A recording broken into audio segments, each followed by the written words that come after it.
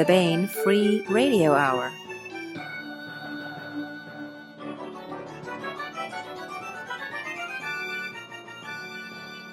Hello and welcome to the Baen Free Radio Hour.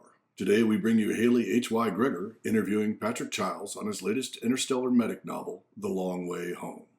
After that, we jump into part 19 of the serialization of Mark Van Name's John and Lobo novel, One Jump Ahead. All right, and it looks like we are live. So hello, everybody.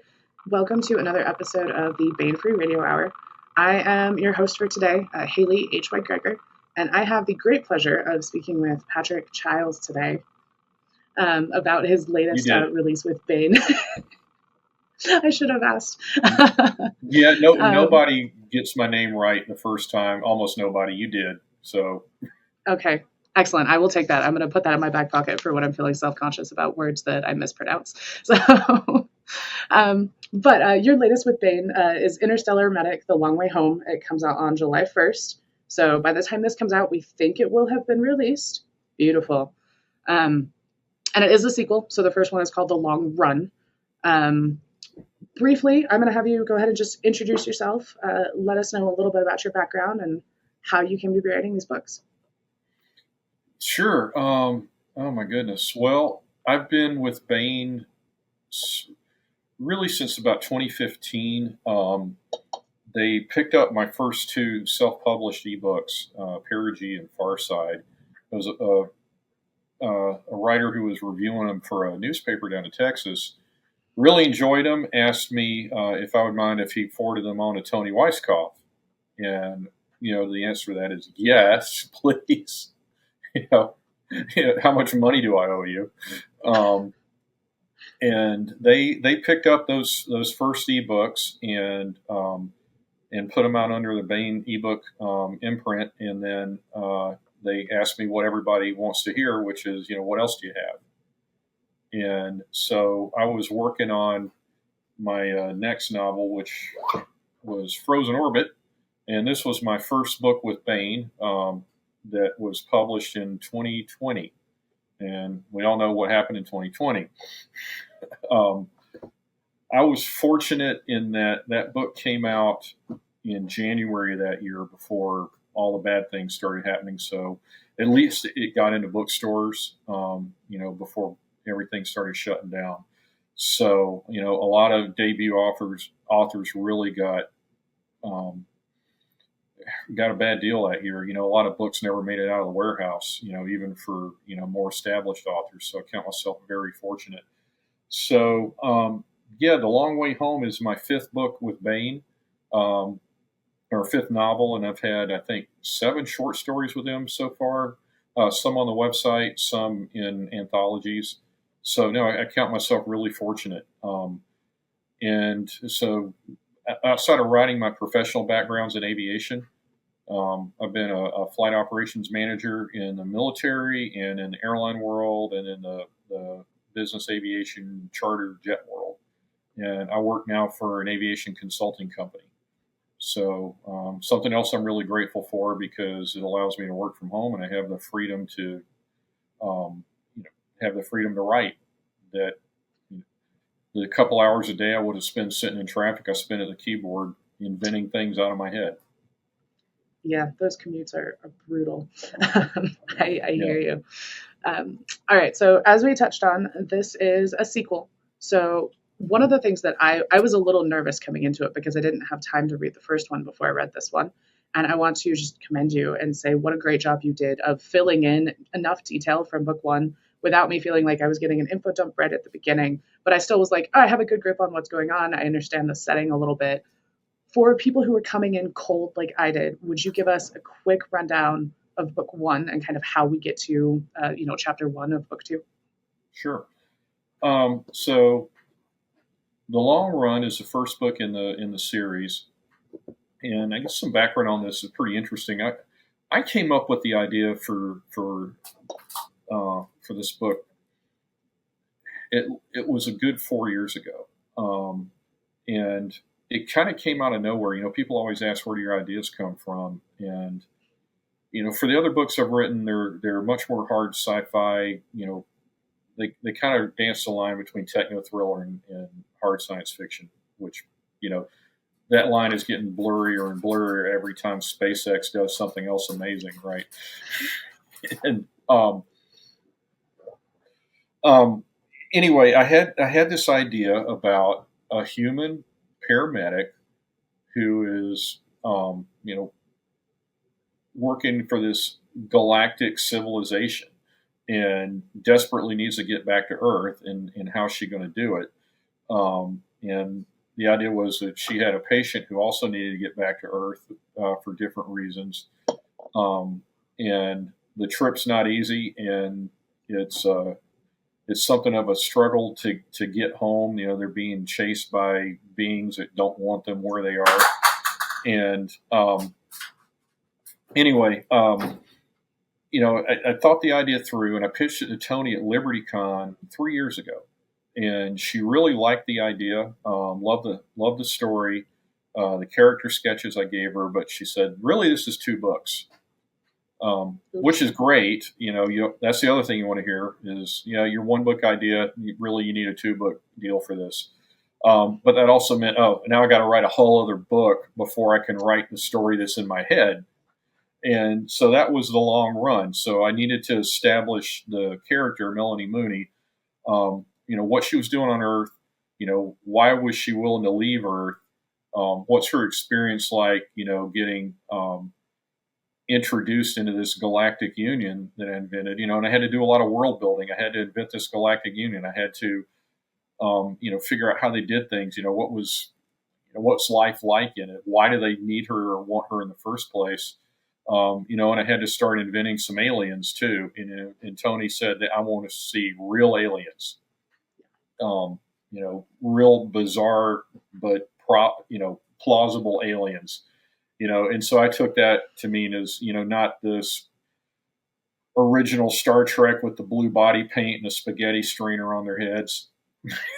and, so that took a little bit of work because I'll be very honest, that is not normally the kind of sci-fi that I'm drawn to. I'm enjoy watching it, but I've never been really drawn to reading that kind of sci-fi. But now this was the kind of thing I was writing. So I admit to taking a shortcut, inventing some of the aliens, because I thought this is a really good chance to have a little fun with it and poke some fun at all of the alien abduction tropes and the UFO trailer park stories. The gray aliens have an anal probe for every malady. And I always tell people, I promise I've never seen an episode of Resident Alien before I wrote this. My wife and I watched it for the first time last year after The Long Run came out, and we were just kind of exchanging glances and going, "Oh my gosh, it's they're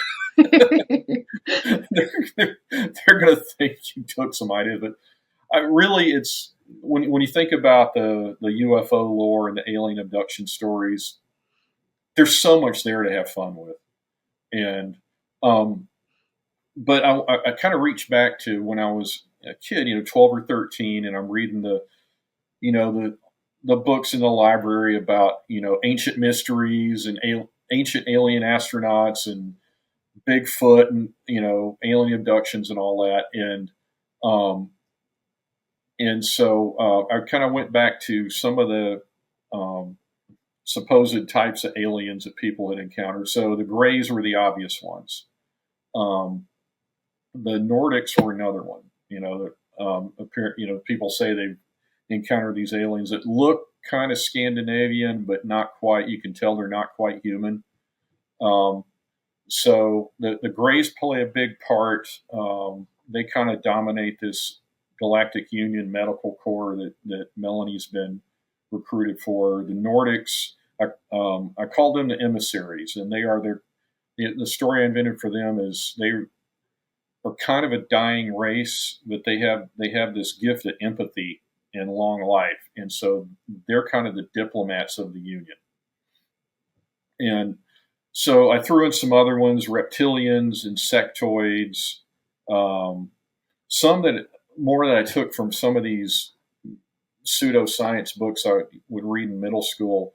Um, there was a theory a long time ago that there could be giant living beings like in the clouds of Jupiter and Saturn. Think of them kind of like jellyfish, the size of hot air balloons. And that's kind of what they live in the clouds. They feed off of smaller creatures in the clouds.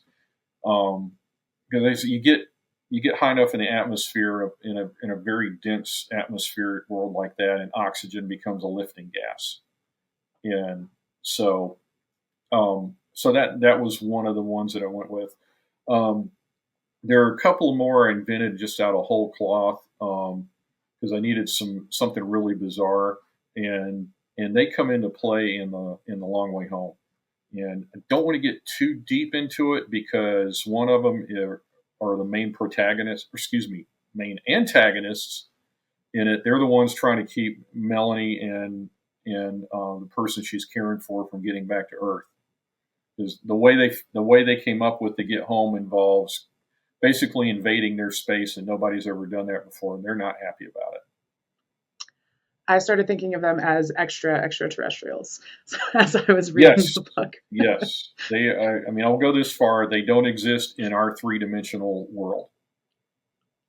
That was one of the principles in the underlying principles in the Long Way Home is Melanie needs to get home, and I'm not giving any spoilers here. It's basically in the back cover blurb. She's been in the Union for a few years now. She's feeling like a bit of an outcast because she's one of only two human beings in the Union, and the other human being is not anybody she wants to spend any time with. He's not a very nice person, and which is why that is laid out in the long run towards really into the climax. I dropped some hints on this guy, and he has a big role in the climactic, catastrophic event at the end of the book. So anyway, Melanie has figured out with all of these, near light speed runs and that she's been doing as an interstellar medic, that the time difference between what she's experiencing and how time's unfolding on Earth is getting pretty dramatic, and she makes the mistake of figuring out how to add all that up. And she's figured out that Earth is a good 20 years ahead of where she left it, and she's realizing that if she has any hope at all of getting back to Earth, she needs to do it soon, because if she doesn't, it's going to become unrecognizable to her. So the way were there any challenge? Oh, go ahead. No. I can't talk the whole time. Oh no, we're here to listen to you. I was going to ask, what kind of challenges did you come across as you were trying to? I'm going to say dumb down. That sounds kind of negative, but to get to a point where you had layman's like me, because I don't have any experience with any of this, to be able to get a basic understanding of like time dilation or the kind of interstellar travel that you're talking about. Oh, don't worry about dumbing it down. I had to dumb it down for myself to understand it, because I'm not an engineer by training. I'm not a physicist or anything like that. I just have an abiding interest in it. So it's things that I read about all the time and try to understand, get my head around. And because I like to write, more near term, harder science fiction, even though that's not what this is, I still wanted to keep it grounded in reality. There had to be some boundaries here. It could, I wasn't going to just invent anything and hand wave it away. So relativity is still a thing, because no matter where you are in the universe, relativity is going to be something you have to deal with. I do a lot of research, just out of interest, but when it comes to writing a book, then I have to start getting focused. Medical research was a big one, because I do not have a medical background at all. My wife is a nurse. She started her career as an EMT, so I leaned on her pretty hard. Some of her, coworkers, other nurses and MDs, I'd reach out to for questions. I spent some time doing ride-alongs with our local fire department in their ambulances, getting to know the paramedics. It turned out the assistant battalion chief is a huge sci-fi fan. So he was all on board with this. He was extremely helpful, and I couldn't have done it without any of them. When it comes to more of the physics stuff like relativity and 0 point energy and things like that, um, besides some science texts, a really good source is the Atomic Rockets website, projectro.com. There's so much there. It really is kind of one-stop shopping if you're trying to write realistic science fiction, or fantastical science fiction, but you want some kind of grounding in reality. So that's where I found the conversion tables for figuring out time dilation. That's where I did a little more digging into 0 point energy. Although I'd first heard about or read about that in one of Arthur C. Clarke's books, 3001. That was the first time I'd heard of that concept, and this was a long time ago when I read it. So I did a little more digging, and it's a theory, and it's been demonstrated to a certain degree that there could be limitless energy in the subatomic world, the quantum vacuum, I think is what they call it. That's as far as I want to get, because quantum physics gets actual physicists tied in a knot, and I don't need to be wading too deep into those waters. I just needed it to work to the extent of making the story work. The same with how they're able to travel, fast enough to get, hundreds of light years back to Earth in a few, over the course of a few weeks without time dilation. And this is probably the farthest away from reality, I got, but it's, punching holes through space time, traversing higher dimensions that are there, but we can't perceive them. Although just last week I saw a paper came out that addressed what a concept of three-dimensional time, and I was reading, I was like, oh, okay, that actually kind of tracks with what I wrote in the book. So I really got lucky. Reality mirrors fiction. Yeah, reality mirrors my imagination. Yeah. I think it's great. So with your medical research, you have some pretty cool tech devices that she uses that are, some of them are custom for different kinds of alien races. Some of them are more universal and she can use them with anyone. What do you think would be most useful to humans to have as you were kind of dreaming up these, super advanced technologies?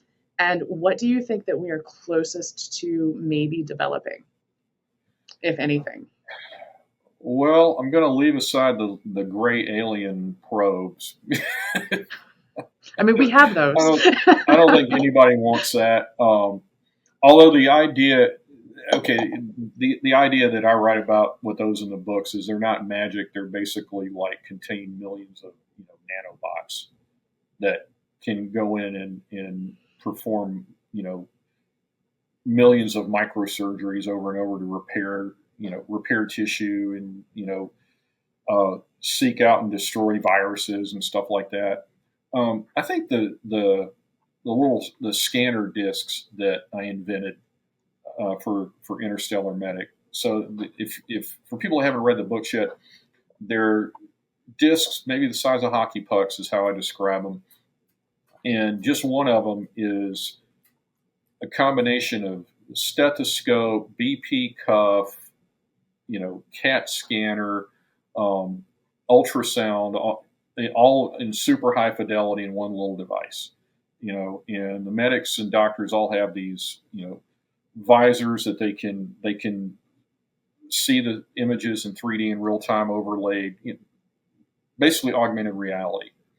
So, and I didn't want to get too much into magical technology. Again, I intentionally kept it grounded in something that people could see themselves being in. And yeah, the technology is way more advanced than ours, but again, I wanted it to feel a little realistic. And then you take a couple of discs in tandem, and now you've got hyper detailed three-dimensional imagery is kind of like having a handheld MRI machine. And those are a big part of the Interstellar Medic's kit. And I don't know, I feel like that's probably the one that we could get the most use out of, and maybe the one that we could actually create someday. When you think about Moore's law and how computer technology gets more and more capable with over generally every couple of years, capacity doubles. I know there's an upper limit to that, but when I think about advances in miniaturization and imaging and so forth, I could see that happening one day. That would be great. Would have known what was wrong with my back a lot quicker if we had little portable MRIs, tell you what. Okay, so coming out of book 1, based on your reviews, your fan interactions, things that readers really enjoyed, what did that do to kind of shape the things that you chose to incorporate in book 2? If at all.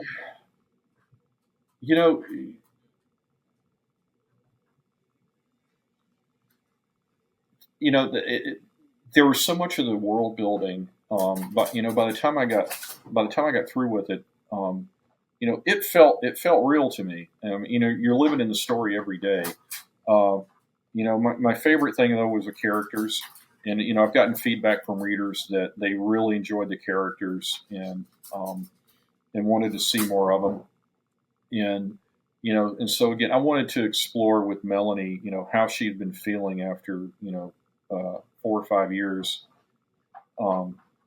being kind of alone in the union. She's made friends, but it's not the same as as human friends. She can't have the same depth of relationship. And while there are some that treat her kind of as an outcast.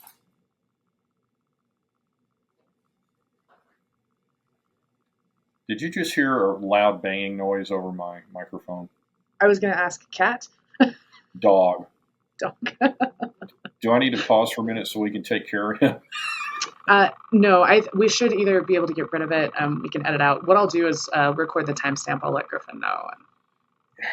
Yeah, he's not super loud. Okay, yeah, it really is like small children.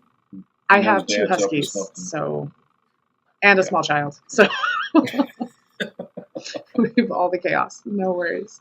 Yeah, he keeps running in and out of here, and I can hear him bringing toys and dropping them on the hardwood behind me. He's missing out. He just wants to be involved. Yeah. Yeah, no worries. I'll send Griffin the timestamp. We'll get it taken care of. Okay, let's go with, or do you want to wrap up what you're saying about the characters? I loved the nosy AI. I thought she was great. I love the who?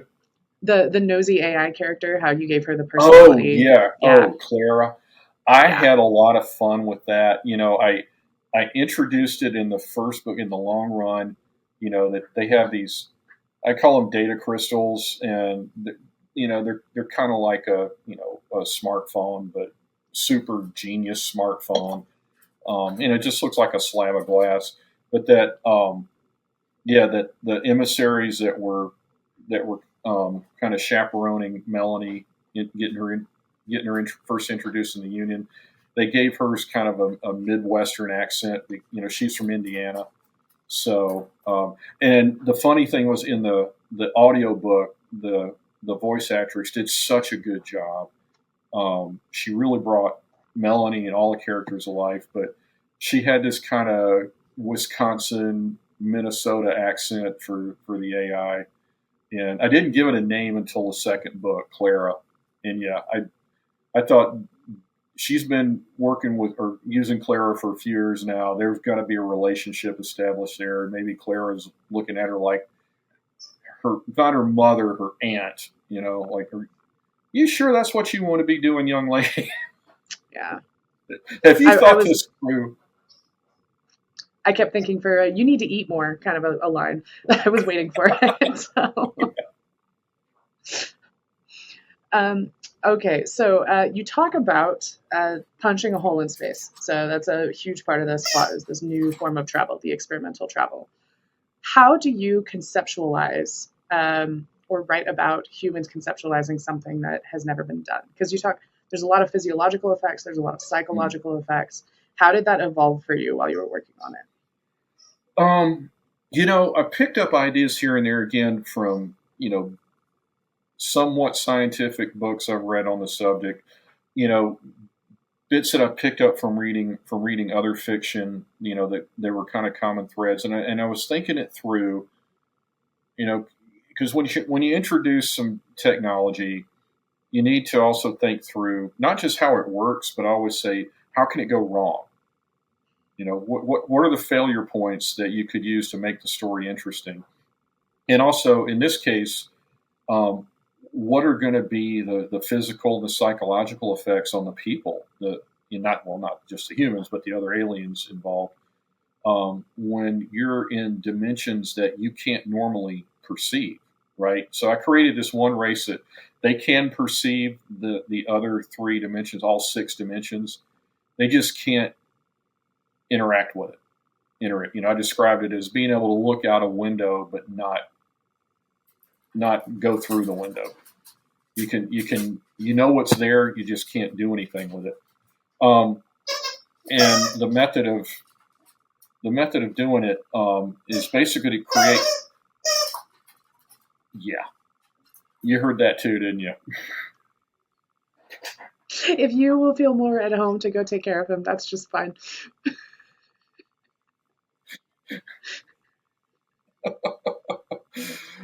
The thing is, if I shut the door all the way, he's going to start scratching at the door. I may just have to put him in my lap and my co-interviewer. Guest star. So I'm here for that too.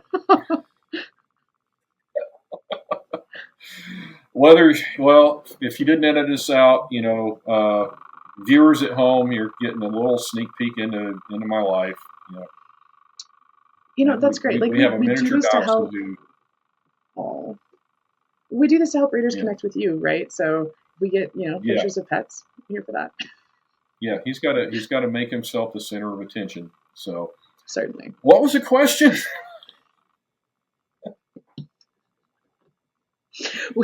Oh yeah, okay. We were talking about how we were talking about it. The Mintakins. Yeah. Yeah. Okay. So, again, this is kind of hand wavium, but I thought it sounded reasonable. The way I established in the first book how they get around, super long distances in space is kind of like a warp drive. Manipulating gravity. By doing so, you can bring your destination closer to you. So instead of having to get up to near light speed, which is, practically, it's impossible without infinite energy. You can at least shorten the distance. So maybe then you can manipulate gravity to get you where you want to be, or use more standard, drives to get you across that shorter distance.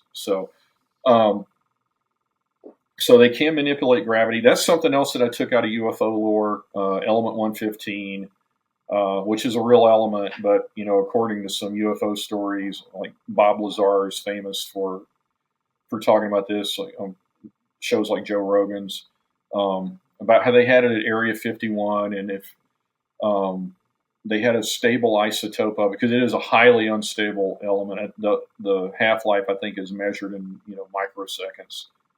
But a stable isotope of it can be used to manipulate gravity, and you can make you can create artificial gravity fields, I guess, and then use that manipulated gravity to make a ship, move around and get from one place to the next.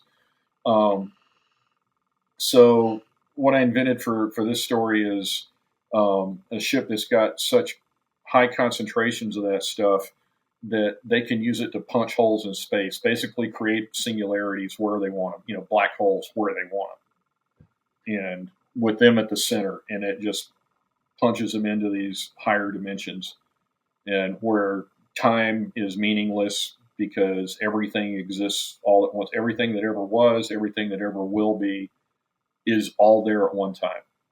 And so, that has some real weird psychological effects on, humans and other life forms, and the perceptions of time, everything is thrown out the window. Um, when you think of, and if you think about, we experience time linearly, 1 second to the next second to the next minute, and so on.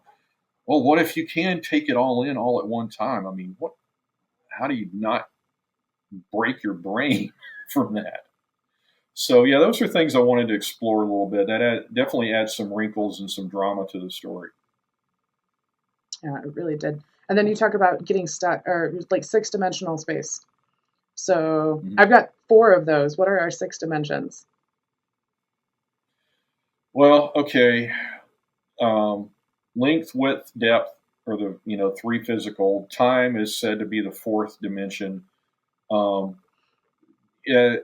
Again, I've recently read about a theory that time is actually itself 3-dimensional. It goes forwards. It's existed in the past, but there's a way to go sideways in time. Now, I don't pretend to understand it. I've just recently read a summary of it, and who knows how accurate the summary is. But it's hard to describe. It admittedly in this book is kind of a plot device, but somewhat based on some actual theories, right? And um, so yeah, again, they can move through these higher dimensions without experiencing our linear time, and it gets them out past the time dilation effects of relativity, which again, the math for that is pretty simple, depending on what percentage of speed of light you're traveling. It's a multiplication factor. But again, when you start getting closer and closer to light speed, like you get within 70% of it, then the dilation effect increases like exponentially, and that's where things really start going haywire. But dilation is real. That's one of the ways GPS works. They actually have to compensate for the time dilation between the satellite's velocity relative to us on the surface and the gravity gradient. We're deeper down the well than a GPS satellite. However many thousands of miles up they are. So that has to be compensated for as well. Otherwise, it wouldn't be accurate at all. So yeah, there's real life to it. That is fascinating. I did not know. I never would have guessed the GPS component. The things I That's cool. find out doing book research. Did you discover anything in the research process that you didn't originally plan to incorporate, but then you were like, oh, that's really cool. I have to put that in the book? Oh, I need to think about that one.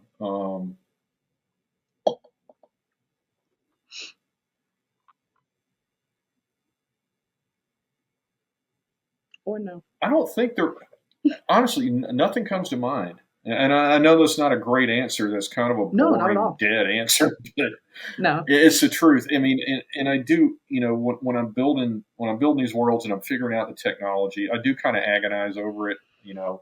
Um, it takes me a while to get in the headspace to start writing. I really, even for something like the Interstellar Medic series, where it's way more fantastical, I really do have to understand all of the underlying technology that's behind the world building before I can get to writing. Because if I just start winging it, I will be writing myself into corners, or I'll hit dead ends. And now, I lose progress because I spend a week having to research something that I didn't anticipate, so I can make it work. So I can get 2 sentences out of it. Yes, the world builder syndrome, as it's commonly called. But you're a man with a plan, and it clearly worked out because the book is phenomenal. I loved it. Okay, so at this day and age, the Galactic Union has not made formal contact with Earth. They're sort of using Melanie as a test subject, if you will, a little bit, it seems. What have we as humans done wrong? What have we done wrong that we have not yet been contacted? Well, let's see what's in the news today. was joking about that this morning with my wife, looking at the news, like, yeah, what chapter of Revelation are we in this week? Yeah. Yeah, well, just that we're a bunch of quarrelsome, tribalistic primates with nuclear weapons. But something that, okay, actually, I do have an answer for your previous question that I didn't anticipate, but I came across and knew I had to work it in the book. And this goes back to the first book, Long Run. And that's the concept of threshold events for civilizations. This gets into, because one of the things I was reading up on before I started writing was, okay, the Fermi paradox. If there's all this potential for other intelligent life out there, why haven't we run across any of it yet? And one theory is that there's certain threshold events that an advanced civilization has to get past. They come to a fork in the road. We can either use this to improve ourselves or destroy ourselves. Some are outside of our control. I mean, let's say,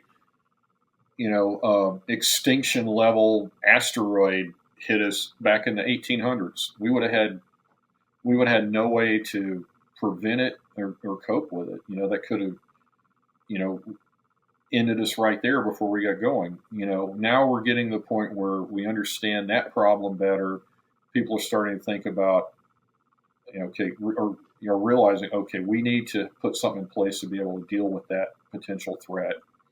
And, there's some pretty good ideas out there for how to deal with it. And of course, the earlier you find it, the less dramatic the solution has to be. It doesn't have to turn into a Bruce Willis movie. But yeah, the other threshold events are things like, nuclear war is an obvious one, biological warfare, another one. A lot of them have to do with warfare. I postulated in the books that artificial intelligence is another one of those threshold events, that it can either complement your civilization or it can take over and destroy it. So that gets to why we haven't been formally invited into this union yet.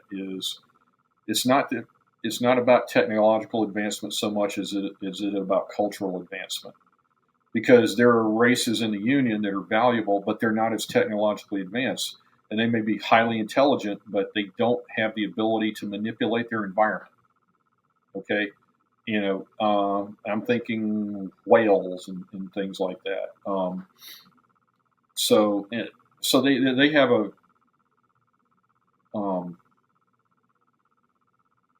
a very inviting view of civilizations, but with technologically advanced societies, they kind of wait for these threshold events to happen to see how things turn out before they invite them in. So that's kind of where we are. They're waiting to see how we do with the technology we're playing around with now. We're opening up Pandora's box. They want to see if we can close the box. Yes. Well, and Melanie is a great ambassador for that. So you have it originally that she set out to be a vet, and then she moved into emergency medicine as her background. So I love that, because she makes a comment early in the book where a lot of the times what she's doing feels more like veterinary work than the emergency medicine she was doing before. But were there any like alien physiology things that were super cool to come up with while you were treating these like vastly different kinds of races? Yeah, so that was one of the hard parts. The human physiology parts were not hard because I've got access to a lot of people who understand that stuff. So the rest of it is kind of extrapolated. Okay, there's some basic principles. But yeah, with the alien physiology, the humanoid type aliens, okay, I base that on human physiology with some, exceptions. Like the Greys have incredible bone density. If a Gray alien breaks his arm, something really, really bad happened to him. For that to happen. A lot of the other ones, I started looking up anatomy and physiology for a bunch of different animal species here on Earth. So, think arachnids and jellyfish and octopus and things like that. I needed to understand how their bodies work, and then okay, what kind of things could go wrong? What would you do to treat it? So I had a lot more latitude with that, because I am, I needed to base it on something I could work with, but I am making up a lot of it. But some things came across, like when I asked one of the MDs my wife worked with, is okay, um, what do you commonly do for a poison victim?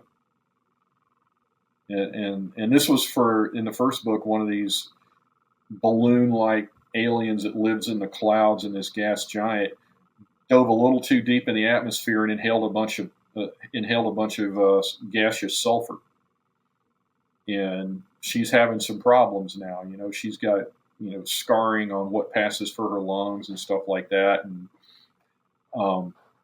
so yeah, that's where human MDs still came in handy. So, out of all of your characters, who was the most fun to write? Who's your favorite character in the book? Well, Melanie's a lot of fun, and I've been told that I write female characters pretty well.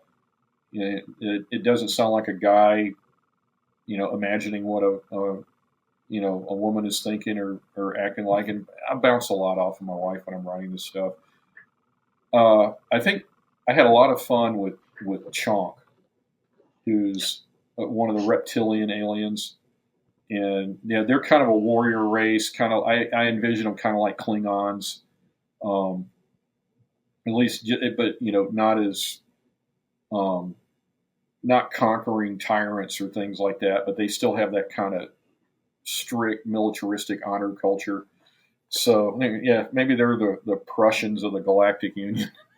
The margarita drinking Prussians of the Galactic Union. Yeah, I had a lot of fun with him because I invented him.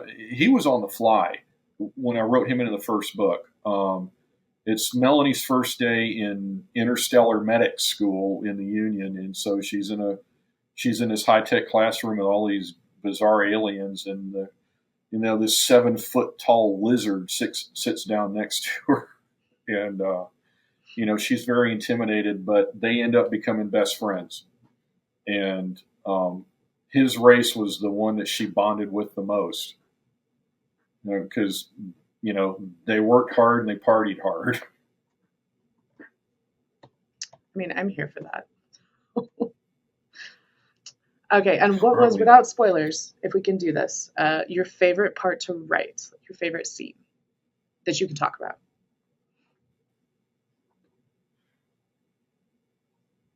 I don't think it's a spoiler, that when you read the title of the book and the back cover copy, she's trying to get home. I don't think it's a spoiler to say she eventually makes it. Those were my favorite scenes to write towards the end of the book, the last few chapters. It felt really good to write. I feel like there's a lot of emotion that comes across in it. And one of the things I loved about it is I didn't plan it this way, and I don't think any of my books have ever ended the way I planned them to ahead of time. I write outlines, and I know the direction I want the plot and the characters to go, but it always seems like when I get to the conclusion, it's not what I thought it was going to be. So I did leave it open for another book in the series, so that the last couple of pages I had a blast writing. And this gets into some personal stuff as well. When I came up with this book, I didn't realize it at the time when I came for this series, when I first came up with it, like I said, 4 years ago.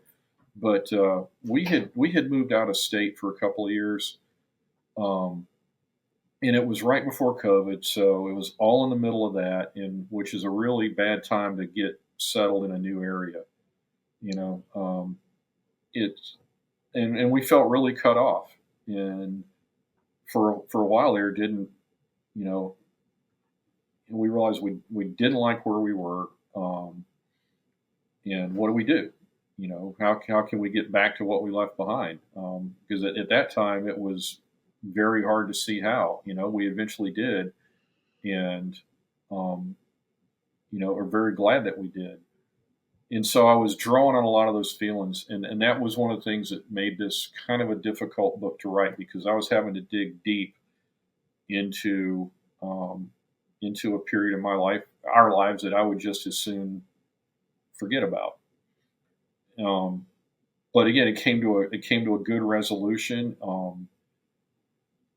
Joyful is not overreach. It's not a hyperbolic way to put it. So yeah, I think the conclusion was my favorite part. Do you think that's going to resonate pretty well with readers? Are you excited for them to get to that? I think it will. I think it will. I mean, it's it's really good to, when you get through it. When you're in the middle of writing, you're in the middle of it. You're too close to it, and you can't really see if it's effective or not. So it's when you're done with it. Tony told me a long time ago that a manuscript is like a good steak. You need to let it rest for a while when you take it off the grill, before you get the full flavor of it. And she like everything else, she's absolutely right. Yeah, you write it, and then you let it sit, for a month or so before you get back to rereading it and get into rewrites. But yeah, it's when I got through the rewrites and was waiting on editorial input to get back. And when I got that editorial input and read back through the whole thing, if I feel like if it's carrying me along and I'm the guy who wrote it, then I think readers are going to be pretty happy with it. The people who have read it so far have really enjoyed it. As much as the first book, a couple of people said they enjoyed it even more so. So I was very glad to hear that, because the first book was a lot of fun, and I wanted this to be fun too. But it does, and it is fun. It also, again, it gets into a little bit deeper, emotional conflicts. Totally unrelated to book 2 specifically, but I'm interested. You talk about the resting period and experiencing your own reading, letting it carry you. Do you experience that differently when you're listening to the audio? Because you mentioned you really liked the way the narrator handled some of the characters in book 1. Yeah, that's a really good question. I do experience it differently. I love when the audiobooks come out and hear a professional voice actor, bring these stories to life. Because the story hits differently when you hear somebody dramatizing it to you. It's like an old radio drama from the 30s or something. And if you really pay attention, I think as writers, we read everything critically. We have our editor hats on all the time. It's a curse. I've been told it carries over to our spouses. Oh no. My wife has told me, so you've ruined some books for me because now I read the way you do. And movies sometimes. Yeah. So the audiobooks have made me a lot more conscious of dialogue.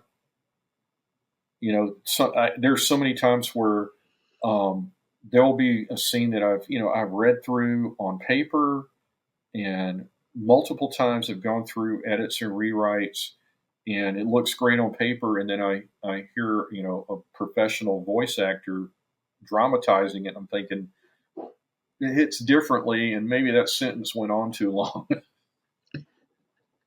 So that does it's made me very conscious of dialogue. So I feel like every book, it's a progression. Everyone should be better than the last one, or you're not doing your job. But especially now that we have the blessing of audiobooks, now you've got another way of looking at your own stories. Yeah, I think that's fascinating. That's awesome. Okay, so aside from sort of that homecoming feeling that you were talking about, are there any other themes or takeaways that you really hope the readers get from it?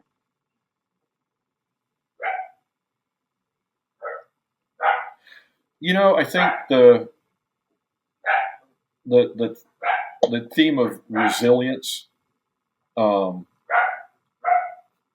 When you're up against what feel like overwhelming odds, and maybe you feel like I'm stuck. There's no way out. There always is. Sometimes you got to be creative and work extra hard. But that we're capable of doing so much, and it's I guess about living up to your full potential.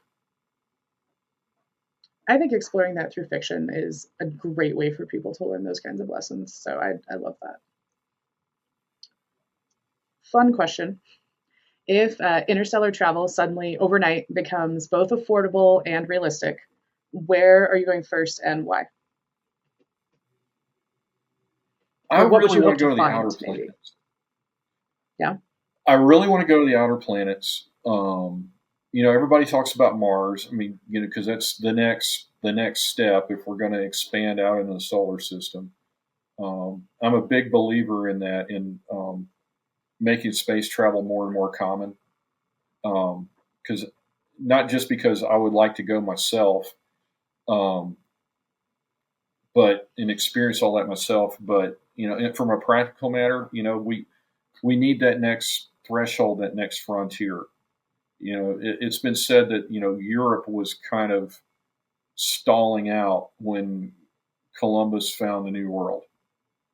Now, yeah, it's highly likely that he really wasn't the first one from the continent to find North America, but he was the first one to bring it back to a civilization that had the ability to communicate that out to everyone. It became widely known, and now it just opened up the floodgates. And I feel like we always need something like that. We need an ability to expand our horizons and go farther. I think we need to expand our economy out into the solar system. I explored that in my first book, Frozen Orbit. Something that happens in a subplot is there's a currency collapse. Because we've overextended ourselves and we piled debt upon debt. And now keep in mind, I wrote this book. I started Frozen Orbit almost 10 years ago. So I was just kind of, again, extrapolating. But, I had said something along the lines of, there were, certain entrepreneurs in the space business who saw that and they wanted to expand the economy out in the solar system so we could, grow ourselves out of this hole that we had dug for ourselves, but we just couldn't dig or get out of the hole fast enough. But yeah, that's kind of boring. What do they call economics? A dismal science. So I don't want to spend any more time on dismal science. But yeah, I would love to see the outer planets. Jupiter's fascinating. I'm an astronomy nerd, so when the sky's clear and that stuff's in view, I'm outside with my telescope. And it's not just Jupiter itself, but all the moons. Io, Callisto, Europa. It's possible there's life out there under the ice. Same with Saturn. For obvious reasons, everybody would want to see Saturn. But I feel like, I don't know, the deeper you get out in the solar system, the more mysterious it becomes. And again, that was one of the things that drove my writing of Frozen Orbit, because the idea was a human mission to Pluto. Why would we go all the way to Pluto? Well, we found out the Russians beat us there.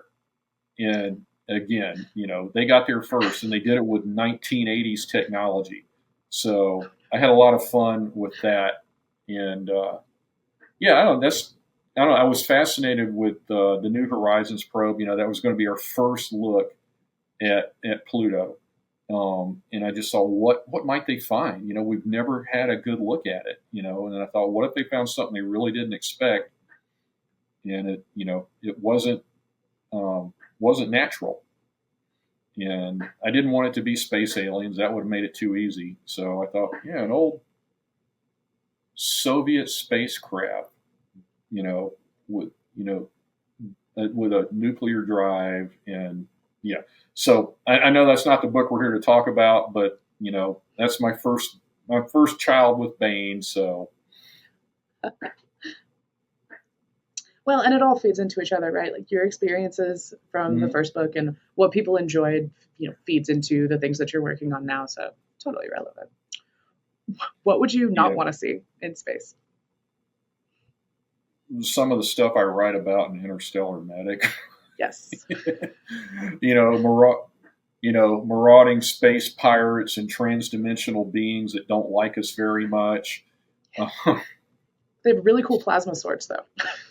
yeah, now I'm down with a plasma sword. I Yes. couldn't write about a lightsaber, but um, you know, I had to have something. They're space pirates. They have to have swords, and it can't just be metal. It's got to have some kind of technology to it. So Yeah, I thought they were yeah, incredible. I was so all yeah, about I that. could, I'd be good with one of those. Well, and you don't have a lot of emphasis on weaponry in the story. And so that was something that you integrated that felt really natural to the characters, as opposed to like just looking for an excuse to talk about like cool space tech that were, capable of killing each other. So that was a Yeah, great because it's not integration. military sci-fi. Yeah. It's not space combat. The weapons become a necessity because of the different aliens that are trying to either stop them from getting where they're going or take advantage of them. And they don't care what happens to Melanie and her crew. They just want her stuff, right? So, again, out of necessity. I love that pirates are universal. It doesn't matter if it's fantasy or science fiction or real life. Yeah, There's always pirates. It's one of my favorite tropes. yep. All right. So what are you working on right now? What is down the road for you? So right now, I'm working on a short story for an anthology that Jason Cordova's editing. It'll be out next summer, and Melanie's in it, and it's after she gets back to Earth and after formal first contact. And speaking of weapons, well, formal first contact. Okay, I'm not going to get into it. There's spoilers. There's a Go reason read that it. the Union approaches Earth earlier than they wanted to, and Melanie gets drawn back into things that she thought she had left behind, and it's going to be a little dangerous. So that's the near term project. The longer term project is I am writing my props here. So the eccentric orbit series, frozen orbit and escape orbit. I'm working on the story outline right now for terminal orbit, and so that'll be the third in the series. I think it'll wrap it up into a nice little trilogy. Um, I know some readers have asked me, when am I going to, what's coming next, and when am I going to write the next book in that series. So that's what I'm working on now. When I have the outline finished, then I'll get started on it. And one thing I'm doing with it, I'm going to wrap up that storyline of Jack and Tracy and everybody from Frozen Orbit and Escape Orbit. I'm going to bring back a character who was in my second book for Bane, Marshall Hunter, and the book was Frontier. This was a standalone. I've been wanting to expand this into a series just focused on that character. He's a great character. It was really well received book, but I just had not figured out where the story was going to go. But I did. All those books occur in the same universe. I like to say Frozen Orbit and Escape Orbit are kind of the big idea sci-fi stories, whereas Frontier is much more action adventure. Um, I like to say if Tom Clancy had written science fiction, this is what it would look like. Kind of Jack Ryan in space. And anyway, because they all occur in the same universe, I've worked out a really nice way to get that Marshall Hunter character into the storylines with my characters from Escape Orbit.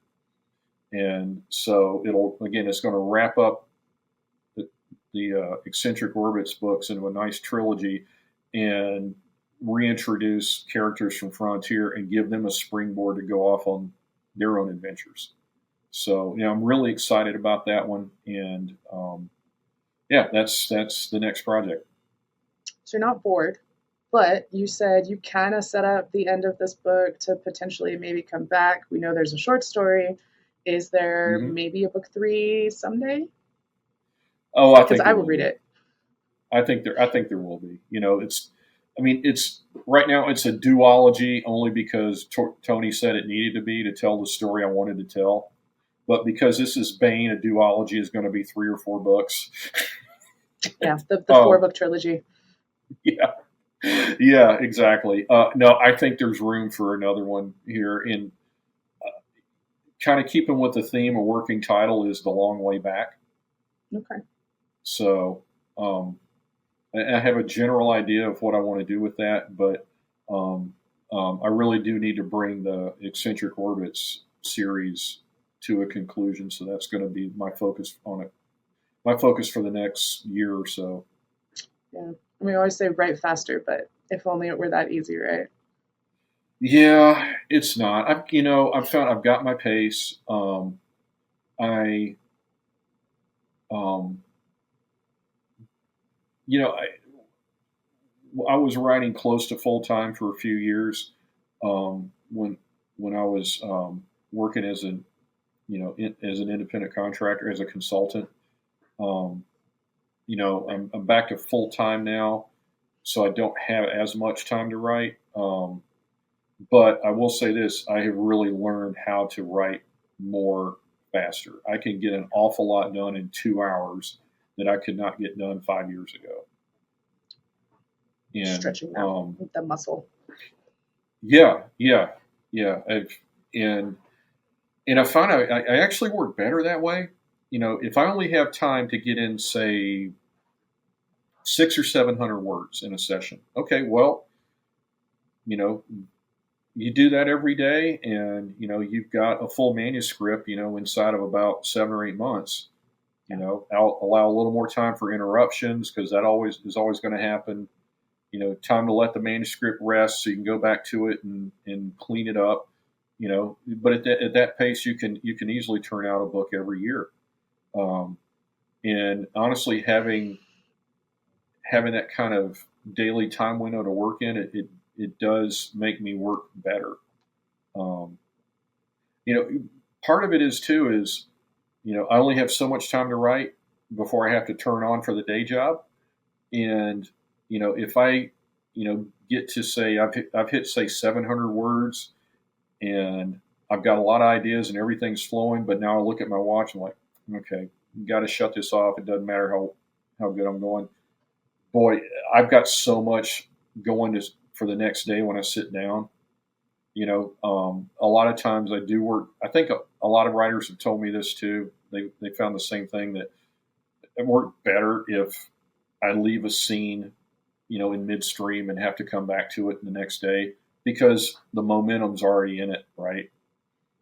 Read through the last few pages to get my head back into that space, and I've got notes and I can see where it was going. I know what I wanted to do, and now I can just jump back in with both feet. I've heard that before as well. Good notes. Okay, so before we let you go, where can we find you on the internet or at cons coming up, anything like that? Yeah. Well, unfortunately, this year I'm not going to be at any conventions. It's the travel commitments, unfortunately, are just not going to work out for us this year. Um, so um, I don't have any imaginative handles or anything like that on my social media. If you want to find me on Facebook, it's Patrick Chiles. If you want to find me on X/Twitter, it's Patrick Chiles. And same with LinkedIn. So that's where you can find me. And then I've got my website and blog, thechilesfiles.com. Excellent. All right, My well, wife, I thank you. give my wife credit for that title. I wish I'd thought of it. It's so obvious, but she's the one that came up with it. That's great. Sounds like she's the perfect partner in crime. She really is. I cannot say enough. She has literally made this possible. So, yeah. great. I hope every writer, every aspiring writer, is blessed with a spouse like mine. It does make a difference. So And that's I'm phenomenal. saying that, in full freedom. I'm not under duress. I haven't been in trouble for anything. Just the dog. The only duress is the dog. Yeah, I'm not Morse code blinking a message. Well, thank her too for me then. Thank you for making this interview and this process so easy. I loved the book. I'm going to have to go back and get the first one now, just so that I can get the lead up to it. I thought it It's was a great. blast. It's a blast. There's a lot of humor in it. So yeah, I think you'll have fun with it. Yeah, so tongue in cheek. It was great. It was just easy to read. I loved it. Okay, so for our listeners, watchers out there, as a reminder, this is Interstellar Medic, The Long Way Home. It's book 2 of Interstellar Medic. So if you haven't read it, you can just pick it up. I am a testament to that. But go read book 1, pick that one up. This one comes out on July 1st, and which may or may not be before or after this releases, pending. And you can find it in ebook and print wherever books are sold. And Baen.com has the DRM free ebooks that you can get from there. So thank you guys so much for everything. And now, as promised, one jump ahead. John Moore is a nanotech-enhanced soldier of fortune. Lobo is an AI, a living weapons and intelligence platform of enormous destructive potential. 2 very dangerous wolves in a galaxy of deadly corporate and paramilitary predators. But Moore has grown weary of the killing, and just once he'd like to finish a job without leaving a trail of blood behind him. Not going to happen. Not on a pristine planet called Mackin, where 2 gigantic corporations vie for control of the local jump gate and access to the riches of an undeveloped world. Dealing with a kidnapping and extortion scheme is only the beginning for Moore and Lobo as they work to stay one jump ahead. Mr. Moore, he said, speaking slowly and clearly, as if perhaps I hadn't understood him previously. Is there some reason you haven't answered me? Until now, you haven't asked me a question. I most certainly did. I asked if you were Mr. Moore. No, I said. You said my name as if it were a question. You already knew who I was, or you wouldn't have been able to walk right over to me. I sipped a bit more of the water. Why is it fun to bait corporate types, even the innocuous ones? I know I should outgrow the habit, but these people have always annoyed me. So unless they're as surprisingly direct as Slake was, I annoy them back. I raised my opinion of this one slightly as he showed the intelligence to adapt his approach quickly. My apologies, Mr. Moore, he said. My name is Ryan. Ryan Amendos. I'm an auditor in Kelco's finance department on Mackin. I, of course, studied Mr. Slake's video of your meeting with him before I came here, so I could waste as little of either of our time as possible. He paused, but this time he knew to continue when I didn't respond. I was still waiting for him to get to the point. When any executive of Mr. Slake's level moves the amount of currency he spent in his transaction with you, we naturally notice. It's his money, of course, but all of our upper management is aware that for security purposes we monitor their personal transactions. I have to verify that this one would not violate any company guidelines. Perhaps you could confirm the amount Mr. Slake paid you? No. He cleared his throat. I see. Maybe we should begin by reviewing the assignment. Would you mind explaining to me what Mr. Slake paid you to do? Yes. Excuse me? Yes, I do mind. Either you already know what he paid me and why he hired me, as I assume you do, in which case you're still wasting my time, or you don't, in which case you should ask him. I apologize again, Mr. Moore, he said. He put his hands below the table to hide his fidgeting. Let me be as direct as possible. Mr. Slake said he paid you $1 million plus jump passage for you and your new weapon, in return for which you retrieved his daughter Jasmine from her kidnappers. His video log shows that you returned her to the Kelco house on Mackin, so you obviously succeeded. Is that all correct? I said nothing. After a moment, he nodded, as if we'd agreed on something important. Now, for our files, we need a little more information. How exactly did you get her away from the gardeners? I tried not to give away my surprise, but I'm sure my eyes widened a bit. When you work on a fixed-price arrangement and provide the types of services I do, corporations never want to know how you work. It's always quite the opposite. They want as much distance from what happens on the sharp end of any encounter as they can possibly get. Amendo's had just mutated from annoyance to possible risk. I've kept what I am a secret for a very long time, and I had no intention of exposing myself then. I will not be some corporation's or government's lab rat. I suffered more of that kind of pain on Agro than anyone should ever have to experience. This has been the Bane Free Radio Hour. Thanks for joining us at the heart of science fiction. Join us next week as Jeremy Comu interviews part of the crew of amazing authors penning stories for Jason Cordova's latest anthology, Dancing with Destruction. Rick Partlow, Blaine Pardo, Marisa Wolf, and Melissa Altoff join us to give us insights into their work, and later we continue with part 20 of One Jump Ahead by Mark Van Name.